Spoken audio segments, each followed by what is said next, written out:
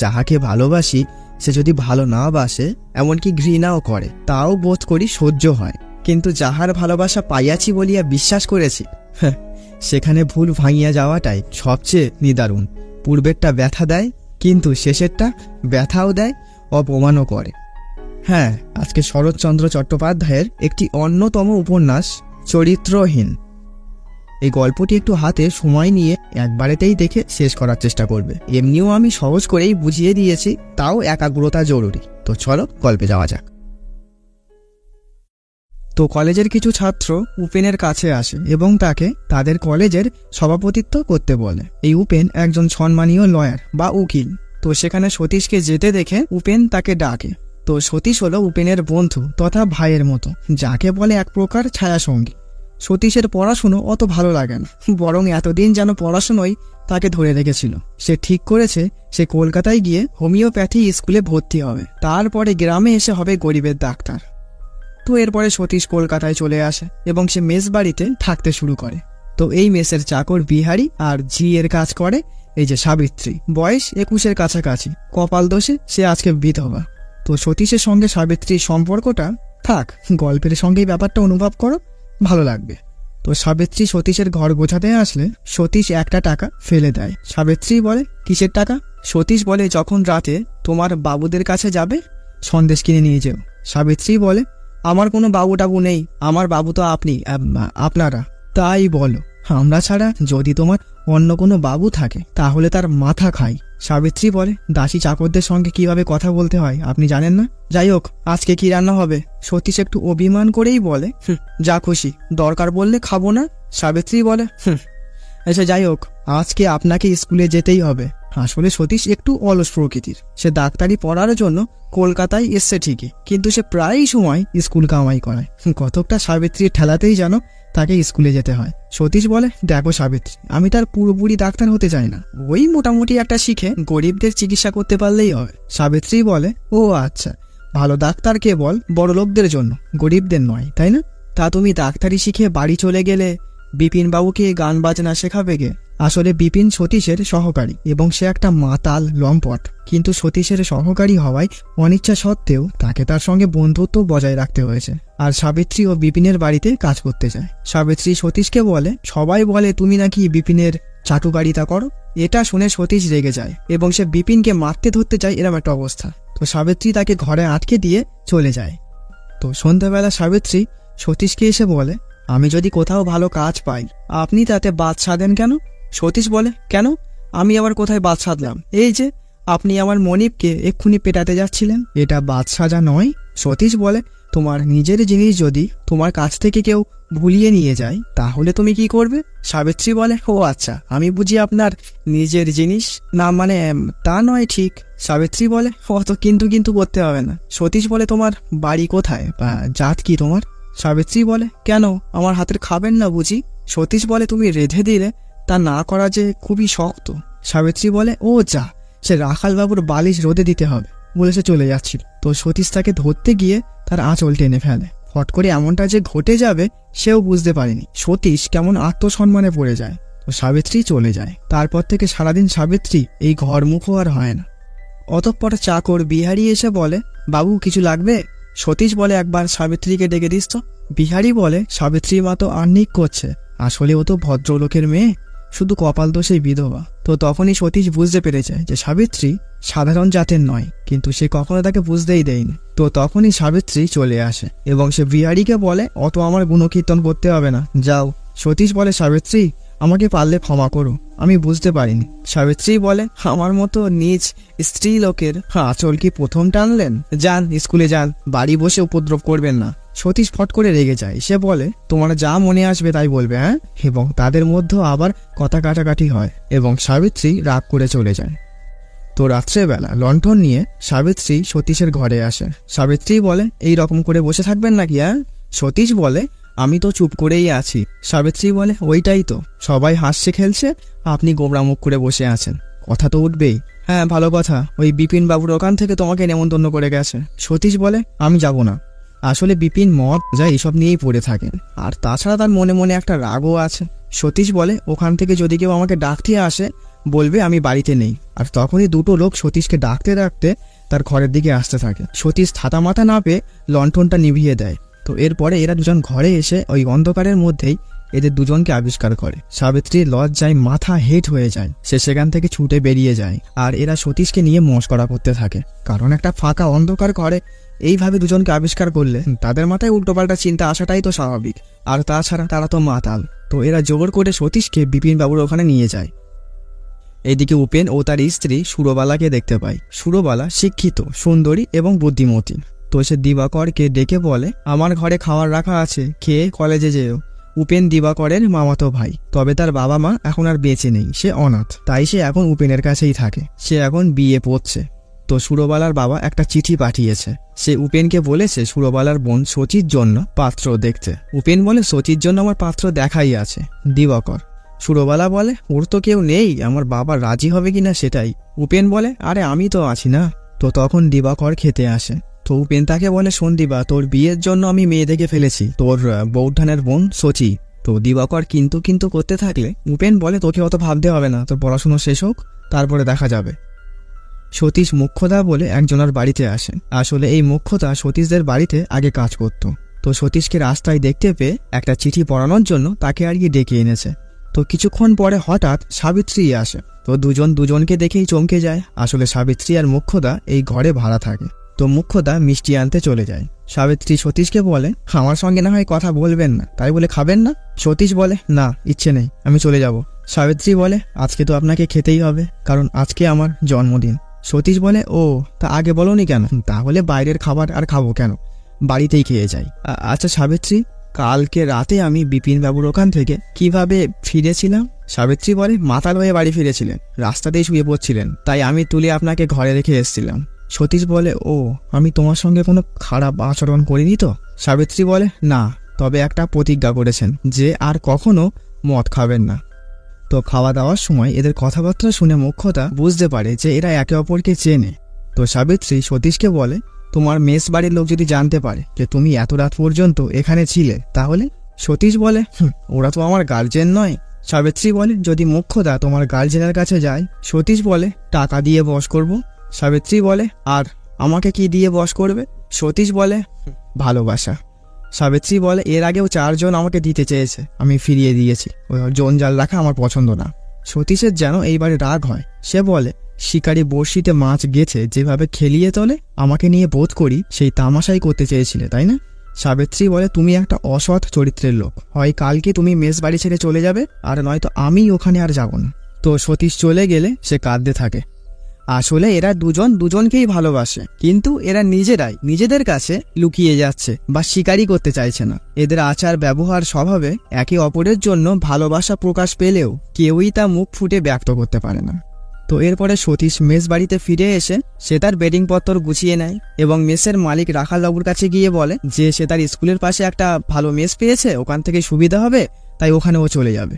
রাখালবাবু বলে, হ্যাঁ হ্যাঁ যাও, আর নয়তো কিছুদিন পরে আমি নিজেই তোমাকে বার করে দিতাম, কারণ তুমি রাতের অন্ধকারে যা কেলোর কীর্তি শুরু করেছো, এই মেস বাড়ির একটা বদনাম করেই ছাড়বে। তো সতীশ সেখান থেকে চলে আসলে তার সঙ্গে বিহারিও চলে আসে। সে বলে, বাবু, আমি আপনার সঙ্গেই যাব, আমার দুবেলা দুটো খেতে দিলেই হবে। তো নতুন মেস বাড়িতে এসে এরা ওঠে। তো সতীশ বিহারিকে বলে, আচ্ছা তুই সাবিত্রীদের বাড়ি চিনিস? বিহারি বলে, হ্যাঁ চিনি, আমি তো সাবিত্রী মাকে কতবার রাত্রেবেলা বাড়ি পৌঁছে দিয়ে এসছি, বাবু একবার খোঁজ নিয়ে আসবো, অনেকদিন তোর খোঁজই নেই। সতীশ কিন্তু কিন্তু করতে থাকে। তো শেষমেশ বিহারি যায়। তো বিহারি সাবিত্রীদের বাড়ি এসে সে চমকে ওঠে এবং কতকটা রাগও হয়। সে দেখতে পায় বিপিন বাবু একেবারে পুরো মাতাল হয়ে সাবিত্রীদের বিছানায় শুয়ে আছে। তো সাবিত্রী বিহারিকে বসতে বলে, কিন্তু বিহারি ওখানে আর এক মুহূর্ত দাঁড়ায় না, সে সেখান থেকে চলে আসে। তো বিহারি এসে সতীশকে এই বিষয়ে কিছুই বলে না, কারণ সে ভাবে এতে সতীশের খারাপ লাগবে, কারণ সে বুড়ো হলে কি হবে, সাবিত্রী আর সতীশকে সে তো খুব ভালো রকমই জানে। তো সতীশের একদিন খুব জ্বর আসে। সে জ্বরের ঘোরেই হোক বা ইচ্ছা করেই হোক সে বিহারিকে বলে যে ওকে ডেকে আন, মানে সে সাবিত্রীর কথা বলছে, কিন্তু বিহারি ব্যাপারটা বারবার এড়িয়ে যায়। তো ডাক্তার বলে যায় এখনকার জ্বর কিন্তু খুবই খারাপ, একটু ভালো করে সেবা যত্ন করো। তো বিহারিও তার মনিবের সেবা যত্নে একদমই ত্রুটি রাখে না। সতীশ আবারও বলে, একবার ওকে গিয়ে খবর দে না, তুই একা একা সামলাতে পারবি না। বিহারি কিছুক্ষণ চুপ থেকে বলে, গিয়েছিলাম বাবু, ও তো ওখানে নেই, ওর খোঁজ খবর কেউই জানে না, আবার আমার কাজ আছে, আমি চলে যাই ওদিকে। সতীশ একটু সুস্থ হলেই সে বাড়িতে ফিরে আসে। উপেন বলে, তুই ডাক্তারি শিখতে গিয়ে শরীরের কি হাল করেছিস? এখন তো তোকেই ডাক্তার দেখাতে হবে। সতীশ বলে, দাদা আমার ডাক্তারিটাও হলো না। উপেন বলে, কলকাতার এক বন্ধু আমাকে চিঠি পাঠিয়েছে, ও এখন খুবই অসুস্থ, আমাকে বারবার যেতে অনুরোধ করেছে, তাই তুইও চল আমার সঙ্গে আরেকবার কলকাতায়। সতীশ প্রথমটাই কিন্তু করলেও পরে সে তার দাদার কথা ফেলতে পারে না। তো উপেন সতীশকে নিয়ে তার কলকাতার বন্ধু হারানের বাড়িতে আসে। তো উপেনের মা যখন মারা গেছিল তখন হারানের মা উপেনকে ও হারানকে একসঙ্গে মানুষ করে। উপেনের থেকে হারানের বয়সটা একটু বেশিই ছিল, তাই হারান প্রায় এখন বৃদ্ধ। তবে হারান বৃদ্ধ হলে কি হবে, তার একটা সুন্দরী স্ত্রী আছে, এর নাম কিরণময়ী ওরফে কিরণ। কিরণ যেমন সুন্দরী তেমন তার বুদ্ধি। তো হারানের অবস্থা শোচনীয়, তার শেষ সময় আগত, কারণ তার যক্ষা বা টিবি হয়েছে। আর সেই সময় এই রোগকে রাজরোগ বলা হতো, কারণ সেই সময় টিবি হলে তাকে আর বাঁচানো সম্ভব হতো না। হারানের এই অবস্থা দেখে উপেনের খুবই মায়া হয়। সে বলে, আমি কাজের ব্যস্ততায় আমি তোমার ঠিকভাবে খোঁজও নিতে পারিনি, পারলে আমাকে ক্ষমা করো। হারান বলে, ওইসব কথা এখন থাক ভাই, আমার 1,000 টাকার একটা লাইফ ইন্স্যুরেন্স আছে, আর এই বাড়িটা, তুমি তো উকিল মানুষ, এমন একটা লেখাপড়া করে দাও যাতে এই সব কিছুর ওপরে তোমার অধিকার হয়।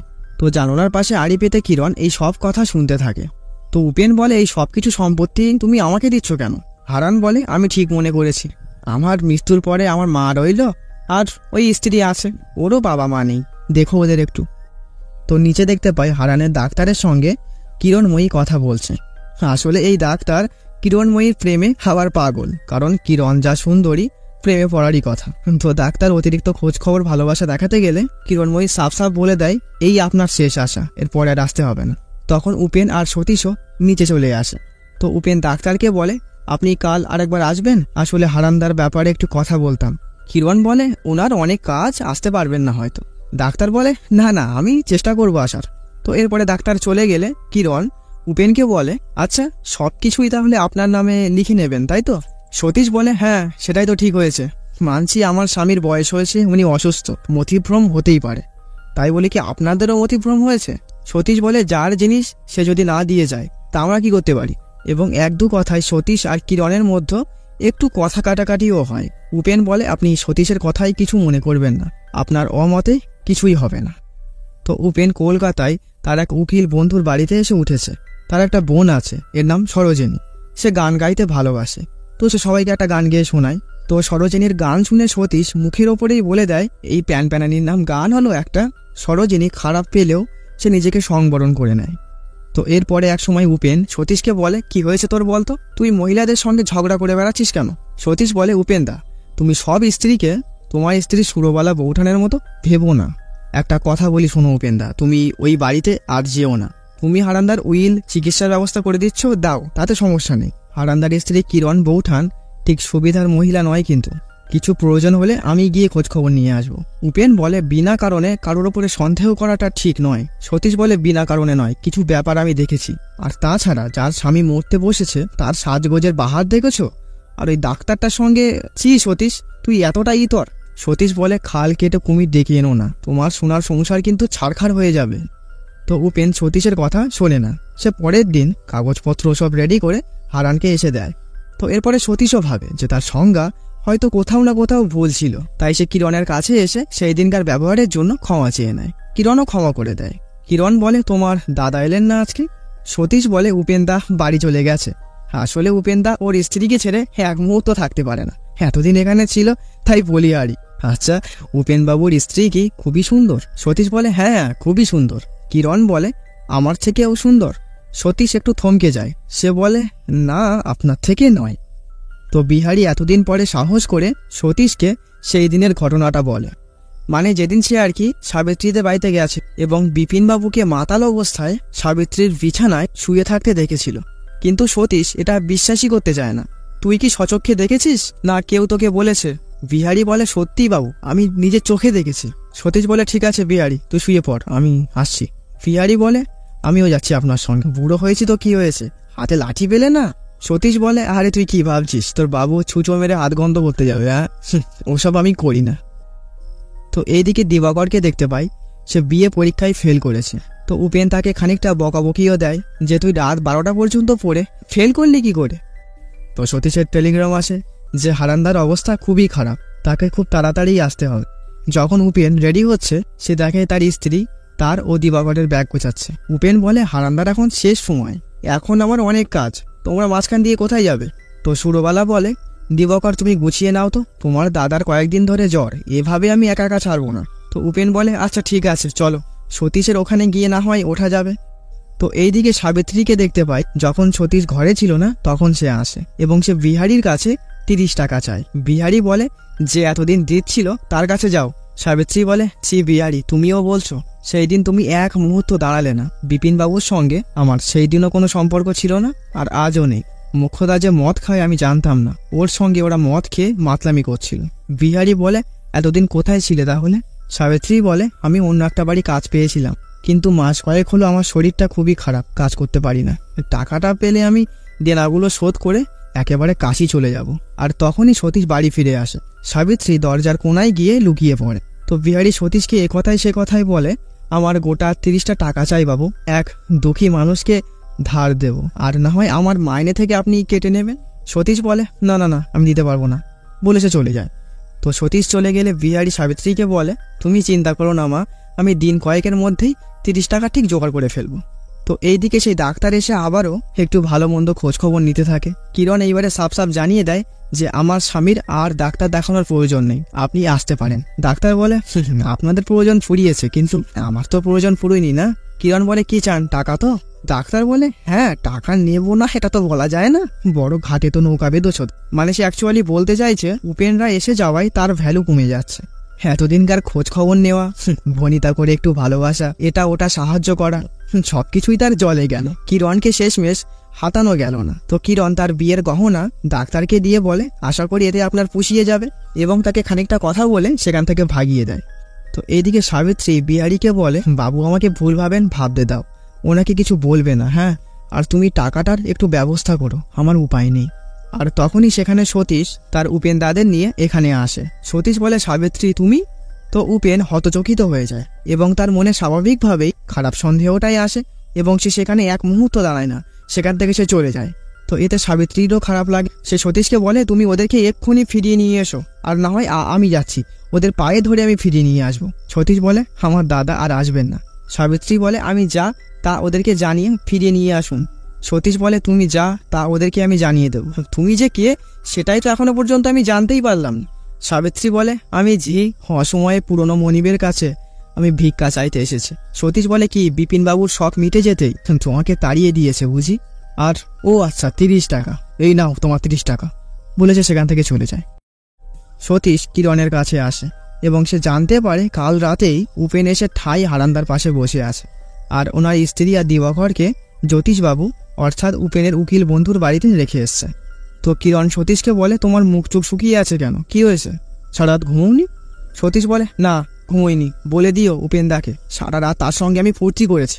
কিরণ তো আগামাথা কিছুই বুঝতে পারে না, সে বলে, কি হয়েছে? সতীশ বলে, উপেনদার মতো ছোট লোক আর নেই, আমি এখানেও আর থাকবো না। আর তখনই সেখানে উপেন চলে আসে। তো এরা দুজন কেউ কাউকে কিছুই না বলে সেখান থেকে চলে যায়। তো সরোজিনী আর সুরবালা কথা বলছে, আসলে হারান্দাকে আর বাঁচানো যায়নি, সে মারা গেছে। তো হারান্দা মারা যাওয়ায় কিরণ কতটা কষ্ট পেয়েছে ইত্যাদি নিয়ে কথা বলছে তারা। তো তখনই উপেন কিরণকে নিয়ে এখানে আসে। তো তাদের মধ্যে নর্মালি টুকটাক কথা হয়। তো খেতে বসে কিরণ উপেনকে বলে, আমি সতীশের মুখে সব শুনেছি, তা বউকে না হয় একটু ভালোই বাসো, তা সেটা ঢাকঢোল পিটিয়ে বলার কি দরকার? উপেন কিছু বলে না। কিরণ বলে, ভালোবাসা কি সত্যিই অন্ধ? উপেন বলে, বিজ্ঞ লোকে তো তাই বলে, তাহলে আমি সেই ভুল পথেই হেঁটে চলেছি, আমার স্বামীকে আমি কখনোই ভালোবাসতে পারিনি। উপেন বলে, গোপন কথা গোপন রাখাই ভালো, আর এখন এইসব আলোচনা আর করো না, নয়তো কিন্তু আমি উঠে চলে যাব। তোমাকে আমি ভালোবাসি, এরপরে তোমার যা করার তুমি করো। এই কথা সুরবালাকে তুমি বলবে তো? উপেন বলে, না কখনোই না, আসলে সেই দিন সতীশ খুব একটা খারাপ সন্দেহ করিনি। কিরণ বলে, একটা কথা রাখবে, দিবাকরকে আমার কাছে পাঠিয়ে দেবে, ওখান থেকেই ও পড়াশুনো করবে, বিয়ে পাস করবে, আর আমিও একটা কথা বলার কাজের লোক পাবো। উপেন বলে, আচ্ছা ঠিক আছে, পাঠিয়ে দেবো। কিরণ বলে, আমার সব কথা জানার পরে আপনি আমাকে বিশ্বাস করতে পারছেন? উপেন বলে, হ্যাঁ করছি, কারণ আমি যাকে ভালোবাসি তার ক্ষতি আপনি করবেন না, কারণ আপনি আমাকে ভালোবাসেন। তো একদিন প্রবল ঝড় বৃষ্টির রাতে সরোজিনীকে সতীশ গুন্ডাদের হাত থেকে বাঁচায়। আসলে সে ঘোড়ার গাড়ি করে বেড়াতে বেরিয়েছিল, আর বাইরে চেল্লামেলির আওয়াজ শুনে সতীশ বাইরে গিয়ে দেখে এই অবস্থা। তখন সরোজিনীকে সে বাঁচায়। তো এইদিকে দেখতে পাই সুরবালারও খুব জ্বর আর সঙ্গে কাশিও। তো উপেনের বাবা বলে, ডাক্তার আমার বন্ধুই, খুবই অভিজ্ঞ। না না, ভয় পাওয়ার কিছু নেই, শুধু একটু আশঙ্কা করছিলেন বৌমার একটু হাওয়া বদল করলে ভালো হয়। আসলে ডাক্তার সুরবালার টিভির আশঙ্কা করছে। তো এইদিকে কিরণ দিবাকরকে নিয়ে ভালোই আছে। তাদের মধ্যে আস্তে আস্তে বন্ধুত্বের সম্পর্কই গড়ে উঠেছে। তো দিবাকর একটা কবিতা লিখেছে, সেটা পড়ে কিরণ বলে, কাউকে ভালোবাসো নাকি? কি আমাকে নয় তো? দিবাকর বলে, আরে বৌঠান তুমিও না। কিরণ বলে, আরে তোমার সঙ্গে তোমার ঠাট্টারই সম্পর্ক। তো এদের এই সারাদিন আড্ডা ফাজলামো কিরণের শাশুড়ি মার ঠিক পছন্দ হয় না। তো একদিন হঠাৎ উপেন কিরণদের বাড়িতে চলে আসে। আসলে তার কেমন একটা মনে হচ্ছিল যে দিবাকরকে এখানে রাখাটা ঠিক হয়নি, তাই সে আর এক মুহূর্ত দেরি করেনি। তো উপেন দিবাকরকে বলে, কোন কলেজে ভর্তি হয়েছিস তুই? দিবাকর বলে, দাদা কলেজ এখনো খুলিনি, খুললেই ভর্তি হয়ে যাও। উপেন বলে, কলকাতার কলেজ 15 দিন আগে খুলে গেছে, তুই জানিস না? তো কিরণের শাশুড়ি বলে, কি করে জানবে, সারাদিন ঘরের মধ্যে বসে কি যে ফষ্টি নষ্টি গল্প করে তা কে জানে বাপু। তো উপেন দিবাকরকে গুছিয়ে নিতে বলে। তো কিরণ উপেনের জন্য খাবার নিয়ে আসলে উপেন বলে, আমি খাবো না।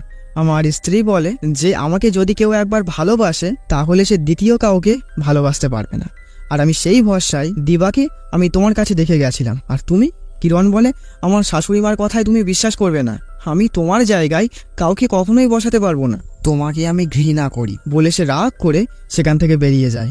তো কিরণের কথকটা অভিমান হয়। তো একটু পরেই দিবাকর আসলে কিরণ বলে, তুমি আমাকে ছেড়ে চলে যাবে? দিবাকর বলে, আমি নিরুপায়, তুমি না পুরুষ মানুষ, আমার চোখের দিকে তাকিয়ে বলো তো, আমি ছাড়া তোমার আর কি আপন আছে? দিবাকর চুপ মেরে যায়। কিরণ বলে, পারবে আমাকে নিয়ে পালিয়ে যেতে? দিবাকর আমতা আমতা করতে করতে বলে, হ্যাঁ পারবো। কিরণের কাছে এমনি সবাই গলে যায়, শুধু উপেন গলল না। তো এইদিকে সেই উপেনের বন্ধু জ্যোতিষকে তার মা বলে যে তার বোন সরোজিনীর বিয়ের ব্যাপারে সে এখনো কিছু ভাবলো কি না। তো জ্যোতিষ তার এক উকিল বন্ধুর কথা বলে। জ্যোতিষের মা বলে, আমার যদি মত নিস তাহলে সতীশের মতো ছেলে হয় না, এমনি ওকে তো দেখছি, আর তাছাড়া সেই দিন তোর বোনকে গুন্ডাদের হাত থেকে কিন্তু বাঁচালো। জ্যোতিষ বলে, সে ঠিক আছে, কিন্তু সতীশকে একটু ভালো করে যাচাই করে নিতে হবে, নয়তো পরে কি হয় বলা যায় না। সতীশ সন্ন্যাসী হয়েছে এবং সে এখন জ্বরে পড়ে আছে। তো বিহারীও কদিন কাশিতে গিয়েছিল, আসলে সে সাবিত্রীকে আনতে গেছিল। তো সাবিত্রী এসে তাকে সতীশের গা জ্বরে পুড়ে যাচ্ছে, কিন্তু সতীশ সাবিত্রীর কোনো সাহায্যই নিতে চায় না। সে বলে, আমি এখন সন্ন্যাসী হয়েছি, এখন আমি স্বামী সতীশানন্দ। সাবিত্রী বলে, ও বাপ, বিয়ে না করেই স্বামী? তোমার শরীর খারাপের কথা জানিয়ে উপেন্দার কাছে আমি টেলিগ্রাম করে দিয়েছি, উনি শীঘ্রই এসে পড়বেন। সতীশ বলে, তুমি কোন অধিকারে আমার জন্য এত সব করছো? সাবিত্রী বলে, আমার ইচ্ছে। সতীশ বলে, কেন, তুমি আমার কে হও? সাবিত্রী বলে, আমি তোমার সত্যিই কেউ না। সতীশ কিছুই বলতে পারে না। তো বেশ কয়েকদিন কেটে যায়, সতীশের জ্বর এখনো ছাড়েনি। তো সাবিত্রী সতীশকে বলে, আমি তোমাকে বিপিনবাবুর কথা বলে ভুলিয়ে রাখতে চেয়েছিলাম, যাতে তুমি আমার থেকে দূরে সরে যাও, এবং তার সম্পর্কে যে বিপিনবাবুর কোনো সম্পর্কই নেই সেটা সতীশকে বুঝিয়ে বলে। সতীশ বলে, তুমি আমাকে এত বড় শাস্তি কেন দিলে? সাবিত্রী বলে, বিশ্বাস করো তোমার ভালোর জন্যে, কারণ আমি বিধবা, এটা সম্ভব নয়। কারণ সেই সময় বিধবাদের জীবনটা অন্যরকম ছিল, তারা দ্বিতীয়বার বিয়ে করতে পারত না। তো তখনই সেখানে উপেন চলে আসে। আসলে সাবিত্রী নিজে গিয়ে তার সবকিছুই উপেনকে খুলে বলেছে, এবং উপেন সতীশকে যে ভুল বুঝেছিল সেটা বুঝতে পারে। সতীশ উপেনকে বলে, তোমার শরীরের এই অবস্থা কেন? উপেন বলে, আর শরীর, আমার টিবি হয়েছে, আর তোর বৌঠান সুরবালা ও টিবিতে মারা গেছে। এটা শুনে সতীশ চমকে ওঠে এবং সে কান্নায় ভেঙে পড়ে। তো উপেন সতীশকে বলে, বোন, বাইরে সুরবালা অপেক্ষা করছে, ওকে ডেকে নিয়ে এসো। তো সতীশ উপেনকে বলে, সাবিত্রী তোমার ভুলটা ভাঙালো কি করে? উপেন বলে, সে অনেক কথা, তবে এটা বুঝতে পেরেছি, সাবিত্রী যদি কাউকে ভালোবেসে থাকে সে তুই। সতীশ বলে, তাহলে সরোজিনীকে কেন নিয়ে আসলে? আমি কি আর নিয়ে এসছি? সাবিত্রী ওর বাড়িতে কথাবার্তা বলে ওকে নিয়ে এসছে, আর সরোজিনীও তোকে ভালোবাসত। তুই ওখান থেকে চলে আসার পরে ও শয্যাশায়ী হয়ে গেছিল, তাই আমি তোদের দুজনের হাত এক করে দিয়ে আমার সাবিত্রী বোনকে নিয়ে এখান থেকে আমি চলে যাব। তো এরা সবাই ঘরে বিশ্রাম করতে গেলে সতীশ সাবিত্রীকে বলে, তুমি আমাকে ভালোবাসো না? সাবিত্রী বলে, আমি আজকে তোমার থেকে কিছুই লুকাবো না, তোমাকে যদি ভালোই না বাসতাম তাহলে তোমার উপরে এত অধিকার কি করে দেখাতাম? আমার এই শরীরটা হয়তো নষ্ট হয়নি, এই শরীরটা দিয়ে অন্তত তোমাকে পুজো করা যায় না। তো এইদিকে কিরণ আর দিবাকরকে দেখতে পাই। কিরণ দিবাকরকে বলে, একজনকে শাস্তি দেব বলে তোমাকে এখানে টেনে এনেছিলাম, কিন্তু অনেক হয়েছে, আমি তোমাকে টাকা দিচ্ছি, তুমি দেশে ফিরে যাও। দিবাকর বলে, তাহলে আমাকে এই পাপের পথে কেন টেনে আনলে? আমাকে যখন ভালোই বাসনি। কিরণ বলে, এখনো বাসে, তবে তার মধ্যে কামনা নেই, আছে স্নেহ। তো উপেন সতীশকে বলে দিয়েছিল যে দিবাকররা কোথায় আছে। তো খোঁজে খোঁজে সতীশ আজকে এখানে চলে এসছে এবং সে এদেরকে জানায় যে সুরবালা বৌঠান অনেক আগেই মারা গেছে, আর সেই শোক ভোগ করতে করতে উপেনদাও এখন মৃত্যু শয্যায়। এই খবর শুনে এরা কেঁদেই ফেলে এবং তারা সতীশের সঙ্গে দেশে ফিরে আসে। তো দিবাকর এসে উপেনের কাছে ক্ষমা চায়। উপেন তাকে ক্ষমা করে দেয়, কারণ সে ছোট, তার দ্বারা এই ভুল হওয়াটা স্বাভাবিক। আর সরোজিনী আর সতীশের দুই হাত উপেন এক করে দেয়। সাবিত্রী আর সহ্য করতে পারে না, সে ঘর থেকে বেরিয়ে যায়।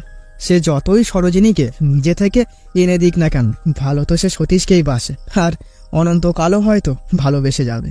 কিরণ এসে উপেনকে বলে, আমি কালীঘাটে পুজো দিয়েছি, তুমি ঠিক হয়ে যাবে। তারও বুকটা ফেটে যাচ্ছে, কিন্তু সে সবার সামনে নিজেকে ধরে রেখেছে। শেষমেশ উপেনকে আর ধরে রাখা গেল না, সে মারা যায়। সবাই কান্নায় ভেঙে পড়ে। আর এখানেই গল্পটি শেষ হয়ে যায়। তো গল্পটি কেমন লাগলো অবশ্যই জানিও। তো আজকের মতো টাটা।